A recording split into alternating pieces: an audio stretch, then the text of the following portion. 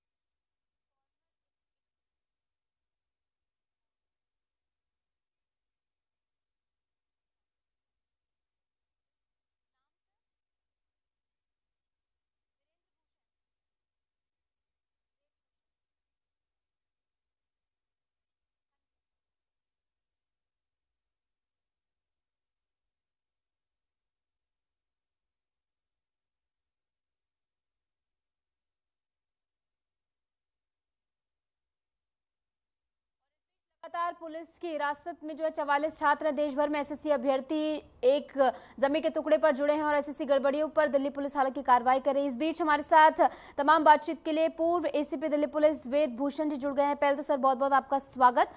और इस बीच सर सवाल यही कि अभ्यर्थी जो है लामबंद हुए हैं, काफी लंबे समय से मांग जो है उनकी ओर से की जा रही है कि एसएससी की गड़बड़ियों को दूर की जाए। ऐसे में क्या कुछ कार्रवाई दिल्ली पुलिस की ओर से अब तक की गई है और ऐसे में आने वाले समय के लिए क्या कुछ प्लानिंग है? देखिए, प्रदर्शन करना प्रत्येक स्टूडेंट का, प्रत्येक नागरिक का एक संवैधानिक अधिकार है, डेमोक्रेटिक कंट्री है। परंतु उसके लिए कुछ गाइडलाइंस, कुछ सीमाएं होती हैं। जिस तरह से एसएससी के बारे में जो उनकी शिकायत थी मिसमैनेजमेंट के बारे में और जो तमाम शिकायतें थी कि एग्जाम प्रॉपर तरीके से कंडक्ट नहीं होते और तमाम बातें उनकी रखनी थी, उसके लिए उन्होंने बाकायदा रामलीला ग्राउंड पर एक डेमोन्स्ट्रेशन किया था। रामलीला ग्राउंड दिल्ली में एक ईयर मार्क जगह है जिसकी परमिशन एमसीडी और पुलिस से लेनी होती है और उसके लिए प्रॉपर कुछ फीस भी देनी होती है। उसमें टाइम फिक्स होता है कि इतने टाइम के लिए आपको ये जगह आवंटित की गई है, उसके बाद वो जगह को आपको खाली करना होता है। इससे पहले भी रामलीला ग्राउंड में केजरीवाल जो अन्ना हजारे का आंदोलन हुआ, बाबा रामदेव का आंदोलन हुए और बड़े बड़े ऐतिहासिक आंदोलन रामलीला ग्राउंड में हुए हैं। परंतु जो चूंकि एक जगह है और लोगों को भी प्रदर्शन करना होता है, दूसरे ग्रुप पूरे हिंदुस्तान से रामलीला ग्राउंड पर अपनी बात सरकार को बताने के लिए आते हैं। अब स्टूडेंट्स का एक वर्ग जो जाना नहीं चाहता था, हटना नहीं चाहता था, तो ये एक तरीका गलत तरीके पर वो चल पड़े। उनको अपनी बात कहने के लिए तमाम कोर्ट है, तमाम एसएससी के तमाम सीनियर अधिकारी हैं, मंत्री हैं, वो अपनी बात पहुंचा सकते हैं। और आज तो डिजिटल और एआई का टाइम है, आपकी बात सेकंड्स के अंदर सरकार तक पहुंचती है। ऐसे में जिद करना कि हम वहां से नहीं उठेंगे और इसी तरह कंटिन्यू करेंगे धरना, तो ये एक सिस्टम के लिए बड़ा। लेकिन सर आप जानते हैं कि एसएससी की प्रिपरेशन जो अभ्यर्थी करते हैं उनके लिए एक एक सेकंड कितना महत्वपूर्ण होता है। प्रिपरेशन लंबे समय वो करते हैं, 12-12, 13-13, 15-15 घंटे वो पढ़ाई करते हैं। ऐसे में वो अपना कीमती समय निकालकर अगर प्रदर्शन कर रहे हैं तो आप समझ सकते हैं उनकी मांग कितनी बड़ी है। मेरा सवाल आपसे सीधा यही कि दिल्ली पुलिस ने अब तक गड़बड़ियों को लेकर क्या कार्रवाई की है? दिल्ली पुलिस गड़बड़ी को नहीं कर सकती, इसके लिए स्टाफ सिलेक्शन कमीशन है, उसमें ही कोई सुधार हो सकता है। दिल्ली पुलिस एसएससी के ऊपर कंट्रोल नहीं करती है, उसके लिए अलग डिपार्टमेंट है, अलग मंत्रालय है। जहां तक लाठीचार्ज का संबंध है, जब वो स्टूडेंट नहीं हटेंगे तो पुलिस के पास कोई ऑप्शन नहीं है उनको वहां से रिमूव करने का, डिटेन करने का। उनको जो 44 जो छात्र थे उनको डिटेन करके बाद में छोड़ दिया गया। एक नॉर्मल प्रोसीजर है, आज पहली बार नहीं हुआ, सैकड़ों बार मैंने पार्लियामेंट में किया है, हजारों लाखों लोगों को हम लोगों ने डिटेन किया, छोड़ दिया जाता है। ये एक सामान्य प्रक्रिया है, परंतु उनको अपनी सरकार तक कोई बात पहुंचानी है, अपने ग्रीवेंसेज उनके हैं, एग्जाम को लेकर है, कुछ उनकी जो शिकायतें हैं उसके लिए प्रॉपर प्लेटफॉर्म है, वहां जाकर ही समस्या का समाधान हो सकता है। यदि हर समस्या का समाधान रामलीला ग्राउंड पर बैठने, धरना पर बैठने से होता अनलिमिटेड, तो ये राजधानी ना रह जाती। इसलिए जो उनका जो ये एक्ट था, इसलिए उनको उसका खामियाजा भुगतना पड़ा। और ये जो अच्छे स्टूडेंट हैं कभी भी इन चीजों में इंडल्ज नहीं होते। वो स्टूडेंट जो और उनकी जो फितरत कुछ और तरह की होती है, वो इस तरह की चीजों में इंडल्ज होते हैं, वो आगे की तैयारी करते हैं, पढ़ाई करते हैं, कोचिंग करते हैं। तो ये आने वाले समय के लिए स्टूडेंट्स के लिए एक नसीहत होगी कि आप डिसिप्लिन तरीके से रहें। आप सरकारी नौकरी के लिए अप्लाई करने आए हैं, ना कि किसी फैक्ट्री वर्कर के लिए आ रहे हैं कि धरना दर्शन प्रदर्शन करके बैठ जाए। तो ये तरीका गलत था, उसका खामियाजा उनको देना पड़ा। 44 स्टूडेंट्स को अब उनका एक रिकॉर्ड भी तैयार हो गया है, इन लोगों को डिटेन किया गया था। उनके समय आने वाले समय में ये उनके लिए परेशानी का कारण भी बन सकते हैं। तो इतना ही कहा जा सकता है कि इस तरह की चीजें कानून की परिधि में रहकर की जाएंगी तो शायद उनकी समस्या का समाधान निकल आए। परंतु यदि आप दादागिरी, गुंडागर्दी या इस तरह से अपनी बात मनमानी तरीके से करवाने चाहेंगे तो ये सिस्टम इतनी जल्दी झुकने वाला नहीं है। लेकिन सर समय कितना हो चुका है, कब से मुद्दा उठ रहा है? ऐसे में दिल्ली पुलिस किस तरीके से छात्रों को समझाएगी? आप लाठियां भांजने की बात कर रहे हैं, बिहार राज्य तो नहीं है यहाँ पे कि वहां पर अगर अभ्यर्थी पहुंचेंगे तो उन पर लाठियां भांजी जाएंगी। इस तरीके का रवैया तो दिल्ली में अपनाया नहीं जाएगा मुझे लगता है। तो ऐसे में छात्रों को समझाया किस तरीके से जाएगा? पहले पुलिस की हमेशा कोशिश होती है कि छात्रों को समझाया गया। इस मामले के अंदर भी जो एसीपी कमला मार्केट है, एसएचओ है, डीसीपी सेंट्रल है, उन्होंने तमाम स्टूडेंट्स से बातचीत करने की कोशिश की, उनको समझाने की कोशिश की कि आपका समय जो समय सीमा थी यहाँ पर वो समाप्त हो चुकी है, अब अपना धरना प्रदर्शन समाप्त करें। अब वो एडमेंट हो जाए, जिद्दी हो जाए तो बहुत लंबे समय तक रामलीला ग्राउंड को उनको हैंडओवर नहीं किया जा सकता। दिल्ली में राजधानी है, तमाम तरह की एक्टिविटीज होती हैं, दूसरे ग्रुप्स भी नेक्स्ट डे उनका प्रोग्राम हो सकता है। तो ऐसे हालात में पुलिस के पास कोई ऑप्शन नहीं है। और लाठी पहली बार नहीं चली है दिल्ली के अंदर कि आप सोच रहे हैं कि पहली बार चली है और इसके बाद चलेगी नहीं। यदि कोई इस तरह से मनमानी करना चाहेगा, चाहे वो स्टूडेंट है, चाहे वो किसान है, चाहे कोई भी किसी तरह का ग्रुप है, एक्शन होगा और ये तभी राजधानी बच पाएगी। अदरवाइज तो ये बिल्कुल बनाना स्टेट हो जाएगा। कोई भी लूट मार करे, कोई भी कुछ करके चला जाए, तो ऐसा राजधानी के अंदर नहीं हो सकता। नियम, कायदे, कानून बिल्कुल फॉलो करने पड़ेंगे, चाहे बिहार में हो, चाहे हिंदुस्तान में हो। दिल्ली में किसी क्षेत्र में कानून इसलिए बनाए जाते हैं कि उनका सभी लोग पालन करें। अदरवाइज तो गुंडागर्दी हो जाएगी, कोई अपनी मर्जी से धरना प्रदर्शन मारपीट कुछ भी करके चले जाएगा, कोई कानून सिस्टम ही नहीं रहेगा। तो बिल्कुल जो पुलिस का स्टैंड है बिल्कुल ठीक है। उन्होंने सही समय पर, उपयुक्त समय पर और सही ढंग से कार्रवाई करके उस भीड़ को, अनियंत्रित भीड़ को वहां से हटाया और रिमूव किया। और अब वो यदि जाना चाहे तो अदालत में जा सकते हैं, उनके रास्ते खुले हुए हैं। बिल्कुल सर, और छात्रों के पास कई रास्ते खुले हुए हैं, लेकिन लाठियां भांजना मुझे लगता है सबसे आखिरी विकल्प होगा। पहले किया गया होगा, लेकिन मुझे नहीं लगता कि आज के समय में करना जरूरी है। छात्र पढ़े लिखे, उनको समझाया जा सकता है। एक पढ़े लिखे इंसान को समझाना बहुत आसान है, रादर देन आप किसी मूर्ख आदमी को समझाएं। तो ऐसे मुझे लगता है छात्र भी चीजें समझेंगे और विश्वास उनको रहेगा कि भारत का जो पूरी कानून व्यवस्था है वो इसका हल करेगी। फिलहाल बहुत बहुत शुक्रिया, आप जुड़े सर हमारे साथ, इस पूरे आपने हमारे साथ चर्चा की है।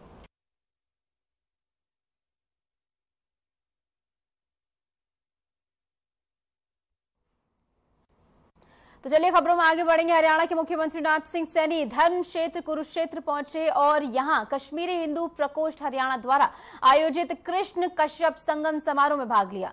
इस अवसर पर उन्होंने कार्यक्रम की महत्ता पर प्रकाश डाला और समुदाय के लोगों के साथ संवाद किया है। सीएम सैनी ने समारोह में कहा कि ऐसे आयोजन सामाजिक और सांस्कृतिक एकता को बढ़ावा देते हैं और युवाओं में अपने इतिहास तथा सांस्कृतिक विरासत को जानने की प्रेरणा पैदा करते हैं।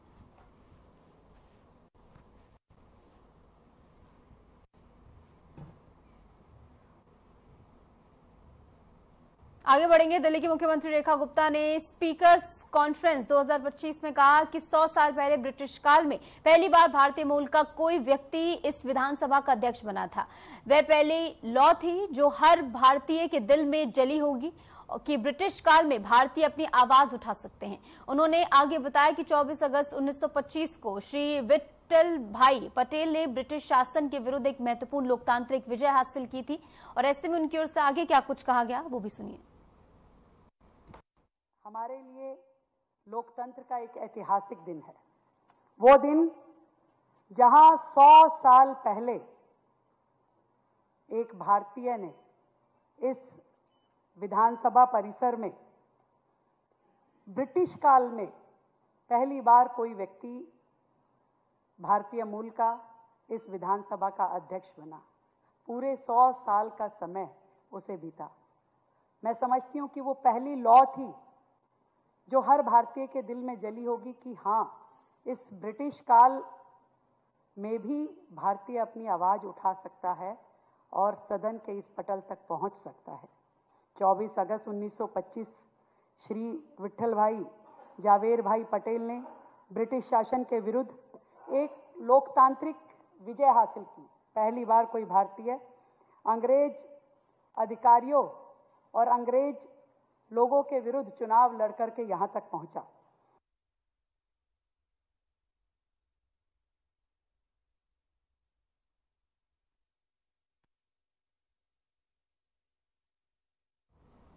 मध्य प्रदेश के मुख्यमंत्री डॉक्टर मोहन यादव भोपाल में आयोजित फूल माली समाज के 16वें राज्य स्तरीय प्रतिभा सम्मान समारोह में शामिल हुए। इस अवसर पर उन्होंने समाज के मेरिट सूची में स्थान पाने वाले विद्यार्थियों को प्रशस्ति पत्र और सम्मान राशि प्रदान कर सम्मानित किया।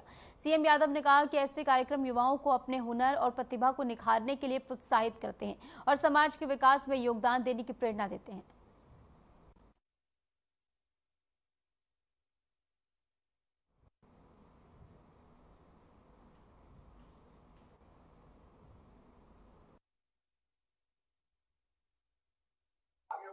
सरकार आपके साथ है।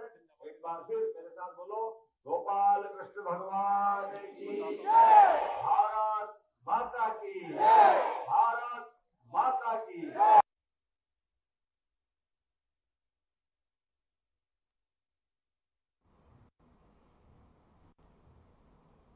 लखनऊ हवाई अड्डे पर भारतीय अंतरिक्ष यात्री ग्रुप कैप्टन शुभांशु शुक्ला का जोरदार स्वागत किया गया। इस अवसर पर उत्तर प्रदेश के उप मुख्यमंत्री ब्रजेश पाठक भी मौजूद रहे। उन्होंने अंतरिक्ष मिशनों में योगदान देने वाले शुभांशु शुक्ला के साहस और उपलब्धियों की सराहना की।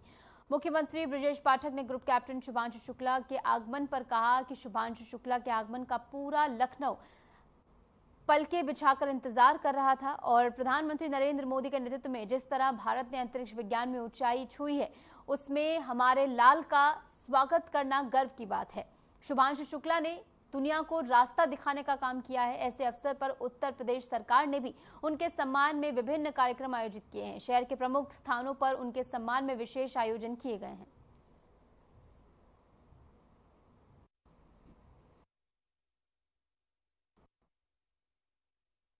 का सपूत शुभांशु शुक्ला जी का आगमन पूरा लखनऊ पलक पामड़े बिछाकर कर रहा है। आदरणीय प्रधानमंत्री नरेंद्र मोदी जी की अगुवाई में जिस ढंग से भारत ने अंतरिक्ष विज्ञान के क्षेत्र में एक ऊंचाइयों को छुआ है, अपने लाल का हम सब स्वागत करके बहुत ही आह्लादित हैं। और शुभांशु शुक्ला जी ने दुनिया को एक रास्ता दिखाने का काम किया है। ऐसे अवसर पर आज उत्तर प्रदेश सरकार ने भी उनके सम्मान में एक बड़ा कार्यक्रम आयोजित किया है और शहर में विभिन्न जगहों पर सैकड़ों कार्यक्रम उनके सम्मान में आयोजित किए गए हैं। युवा पीढ़ी के लिए पूर्ण स्रोत है शुभांशु शुक्ला जी, मैं बहुत बहुत अभिनंदन करता हूं।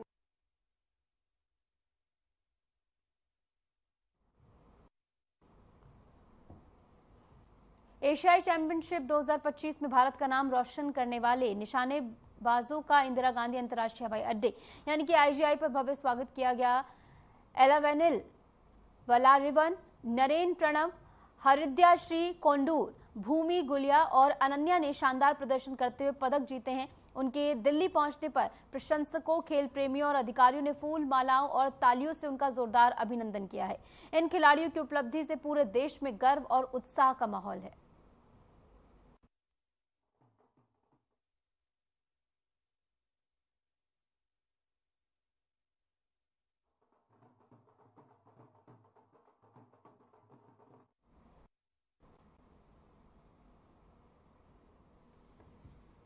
तो खिलाड़ियों पर देश का गर्व जो है वो बड़ा है और ऐसे में जब आईजीआई पहुंचे तमाम खिलाड़ी पदक जीतकर, तो ऐसे में भव्य स्वागत उनका किया गया। जैसे कि आप तस्वीरों में देख सकते हैं, फूल माला पहनाकर और पुष्प गुच्छ और इसी के साथ मुंह मीठा कराकर सभी का यहाँ पर स्वागत किया गया है। और तमाम लोग जो उनके स्वागत करने के लिए पहुंचे, परिवारजन हो, इसी के साथ खेल प्रेमी हो, हाथ में तिरंगे के साथ भी आपको नजर आ रहे हैं। ढोल नगाड़ों के साथ यहाँ पर गर्मजोशी से स्वागत खिलाड़ियों का किया गया है, क्योंकि देश का नाम रोशन कर विश्व पटल से वो लौटे हैं। तो ऐसे में उनका स्वागत यहाँ पर किया गया है। देखिए तस्वीरें भी आपको दिखा रहे हैं जहाँ पर तमाम खिलाड़ी विक्ट्री साइन दिखाते हुए, तस्वीरें खिंचवाते हुए, और ऐसे में फूल माला और इसी के साथ ढोल नगाड़ों के साथ यहाँ पर इन सभी खिलाड़ियों का स्वागत हुआ है।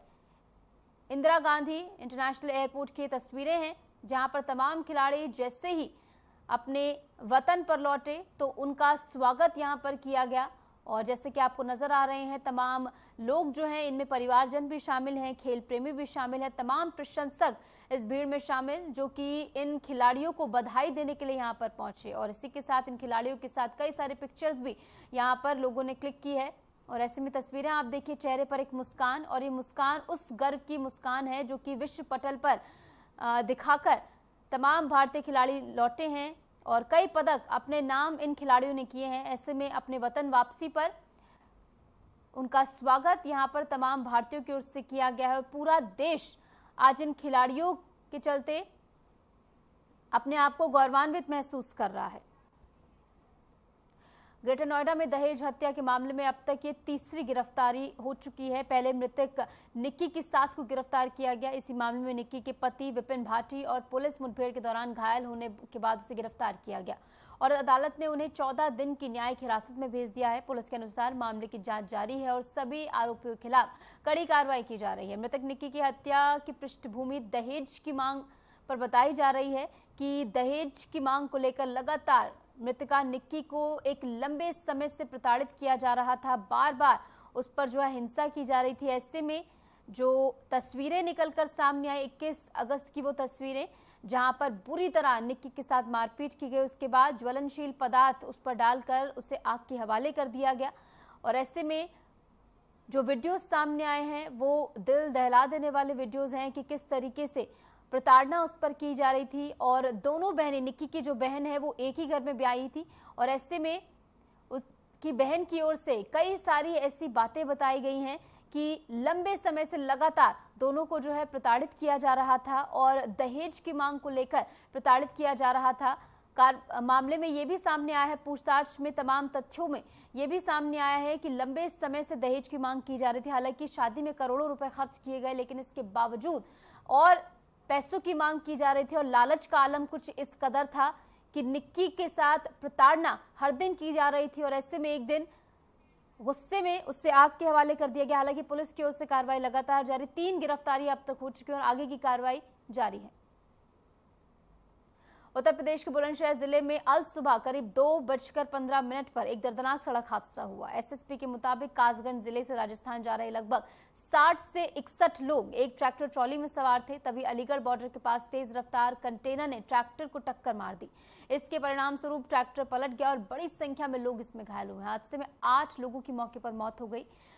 45 लोग इसमें घायल बताए जा रहे हैं जिनका इलाज चल रहा है, जिनमें से 3 इस समय गंभीर हालत में वेंटिलेटर पर हैं। बाकी सभी की स्थिति फिलहाल स्थिर है। मेरठ रेंज की डीआईजी ने बताया है कि पुलिस तुरंत मौके पर पहुंची और घायलों को अस्पताल पहुंचाया गया। कंटेनर ट्रक को जब्त कर लिया गया है, जबकि चालक अभी फरार है और उसे पकड़ने का प्रयास पुलिस की ओर से किया जा रहा है। पुलिस ने घटना की गंभीरता को देखते हुए ट्रैक्टर ट्रॉली और कंटेनर ट्रक के दोनों पक्षों की जांच शुरू कर दी है।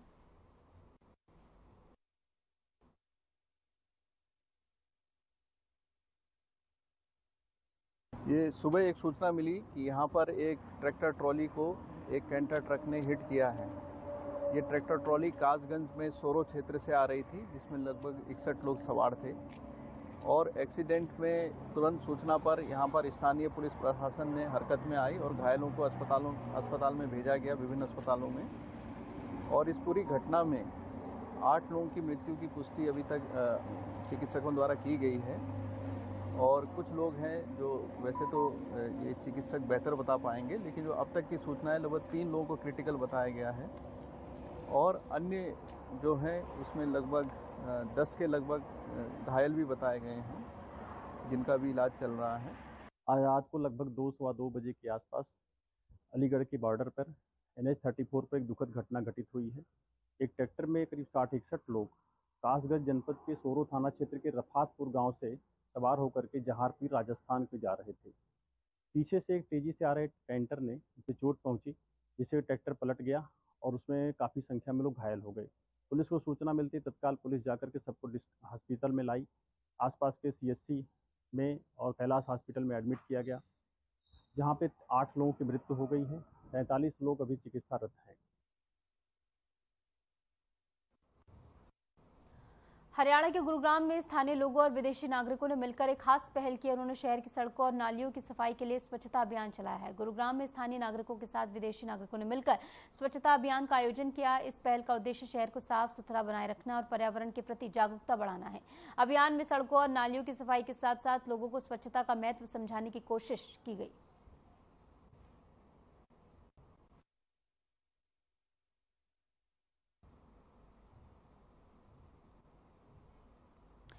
देश के कई हिस्सों में आज बारिश ने जनजीवन को प्रभावित किया है। राजधानी दिल्ली की बात करें तो राजधानी दिल्ली से लेकर मुंबई, गुरुग्राम, शिमला और राजस्थान के बांसवाड़ा तक बारिश के कारण हालात बिगड़ गए हैं। तस्वीरें भी आपकी टेलीविजन स्क्रीन पर हम दिखाएंगे, जहां दिल्ली में राष्ट्रीय राजधानी जो है इसके कई हिस्सों में बारिश हुई है। बाबा खड़क सिंह रोड के सामने आए वीडियो में सड़कें गीली नजर आ रही हैं। मुंबई में भी तेज बारिश हुई है, जिससे कई इलाकों में जलभराव देखने को मिला। ईस्टर्न एक्सप्रेस हाईवे से वीडियो जो आया है उसमें पानी भरे रास्तों का दृश्य साफ दिखाई दे रहा है। हरियाणा के गुरुग्राम में बारिश के बाद कई जगह पर जलभराव देखा गया है। हिमाचल प्रदेश के शिमला में बारिश के बाद कोहरा छाया हुआ है, जिससे दृश्यता कम हो गई है। राजस्थान के बांसवाड़ा में भारी बारिश से माही नदी का जलस्तर बढ़ गया है, जिसके कारण संगमेश्वर मंदिर जलमग्न हो गया है। प्रशासन ने लोगों को सतर्क रहने की हिदायत यहां पर दी है। ऐसे में ये 5 तस्वीरें आपकी टेलीविजन स्क्रीन पर, जिसके जरिए आप समझ पाएंगे कि बारिश के बाद किस तरीके से हालात देश भर में फिलहाल बने हुए हैं। और फिलहाल के लिए हमारे इस खास बुलेटिन में इतना ही। नमस्कार।